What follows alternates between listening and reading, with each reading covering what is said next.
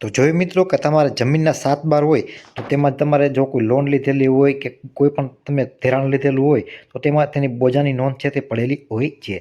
તો આ બોજો મુક્તિ અથવા તો ગીરો મુક્તિ તમારે કઈ રીતે કરવી તેની સંપૂર્ણ માહિતી મિત્રો આજના આ વિડીયોમાં તમને આપેલી છે. તો અહીં તમને ડિસ્પ્લે ઉપર એક ફોર્મ જોવા મળે છે. આ પ્રકારનું એક ફોર્મ ભરવાનું રહેશે. મિત્રો આ ફોર્મ ભરતા પહેલા છે તે તમે જે પણ બેંક અથવા તો સહકારી મંડળી હોય કે કોઈ પણ નાણાકીય સહાય તમને પૂરી પાડેલી હોય જ્યાંથી તમે લોન લીધેલી હોય અથવા તો બોજો જ્યાંથી લીધેલો હોય ત્યાંથી તમારે છે તે બોજા મુક્તિનો દાખલો લેવાનો રહેશે. એ બોજા મુક્તિનો દાખલો બેંક છે તમને ત્યારે જ આપશે જ્યારે તમે તેનું સંપૂર્ણ છે તે ધિરાણ હોય કે જે પણ ચૂકવવાની રકમ થતી હોય એ તમે તેને ચૂકવી દીધેલી હશે એટલે એ તમને છે તે એક બોજા મુક્તિનું પ્રમાણપત્ર છે તે કાઢી આપશે. તો એ પ્રમાણપત્રની તમારે છે તે આ ફોર્મ ભરવામાં જરૂર પડશે.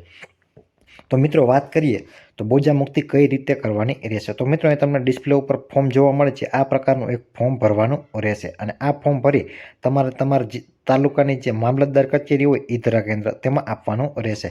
તો સૌપ્રથમ આ ફોર્મને તમારે પ્રિન્ટ આઉટ કઢાવી લેવાની રહેશે. ત્યારબાદ અરજદારમાં છે તે 7/12માં જેટલા કબજેદારનું નામ હોય તેમાંથી કોઈ એકનું અહીં નામ લખી દેવાનું રહેશે. ત્યારબાદ તેનું સરનામું લખી દેવાનું રહેશે અને તમે જે તારીખે ફોર્મ છે તે મામલતદારમાં જમા કરાવતા હોય એ તારીખ લખી દેવાની રહેશે અને ત્યારબાદ છે તે વિષય તમને જોવા મળે જ છે. ત્યારબાદ અહીં તમને જય ભારત સાથે જણાવવાનું કે અમે ઉપર જણાવેલ અરજદારની તાલુકાના ત્યારબાદ અહીં તમને ગામનું નામ લખેલું છે તેમાં તમારે તમારા ગામનું નામ લખી દેવાનું રહેશે. ત્યારબાદ હાલના ખાતેદારની વિગત, તો આ બોક્સમાં તમારે ખાતેદારની વિગત છે તે 7/12 પ્રમાણે છે તે અહીં લખી દેવાની રહેશે. તેમાં તેનું નામ, ખાતા નંબર, સર્વે નંબર અને ક્ષેત્રફળ જેટલું 7/12માં લખેલું હોય એટલું જ લખવાનું રહેશે. ત્યારબાદ અહીં સર્વે નંબર અને તેનો જમીનનો વિસ્તાર છે તેમાં જે પણ બેંક અથવા તો સહકારી મંડળીમાંથી તમે લોન લીધેલી હોય તે તમારે અહીં લખી દેવાનું રહેશે કે અમે આ સહકારી મંડળીમાંથી છે તે લોન લીધેલી હતી તે પૂર્ણ છે તે ભરપાઈ કરી દીધેલ છે. તો આ પ્રકારે તમારે ફોર્મ ભરી દેવાનું રહેશે. ત્યારબાદ નીચે આવશો એટલે આ પ્રકારે તમને અહીં જોવા મળશે. વિશેષ વિગત તમે લખવા માંગતા હોય તો તમારે લખવાની રહેશે. ત્યારબાદ અહીં બિડાણની ડિટેલ આપેલી છે તો તેમાં તમારે ફોર્મ સાથે જે પણ બેંકમાંથી તમે લોન લીધેલી હોય ત્યાંથી તમને બોજા મુક્તિનો એક દાખલો આપશે. એ દાખલો તમારે જોડી દેવાનો રહેશે. 7/12 જોડી દેવાના રહેશે. 7/12 આંઠા જોડી દેવાના રહેશે અને આધાર કાર્ડ છે તે જોડી દેવાના રહેશે અને ત્યારબાદ અરજદારમાં છે તે અરજદારનું નામ લખી અને ત્યારબાદ છે તે તેની અરજદારની સાઇન નીચે છે તે કરી દેવાની રહેશે. મિત્રો આટલું લખી અને તમે તમારા તાલુકાની મામલતદાર કચેરી હોય તેમાં ઈ-ધરા કેન્દ્ર હોય તેને આપી દેશો એટલે મિનિમમ છે તે 45 દિવસની અંદર છે તમારી બોજા મુક્તિની નોંધ છે તે પડી જશે એટલે કે તમારી છે તે વેલિડ થઈ જશે. મિત્રો જેવું તમે ફોર્મ આપશો ત્યાં એટલે 2-3 દિવસમાં તેની કાચી નોંધ છે તે તમારા 7/12માં પડી જશે અને ત્યારબાદ છે તે નોંધ છે તે પાકતા મિનિમમ 45 દિવસ અને મેક્સિમમ છે તે 90 દિવસ જેટલો ટાઈમ મિત્રો આમાં લાગતો હોય છે.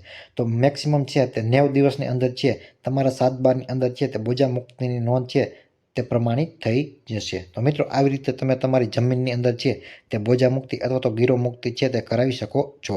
અને આ ફોર્મ તમારે જોતું હોય તો હું આપણને આપણી ટેલિગ્રામ ચેનલ છે તેમાં આપી દઈશ અને ટેલિગ્રામ ચેનલની લિંક છે તે આ વિડીયોના ડિસ્ક્રિપ્શનમાં તમને આપેલી છે.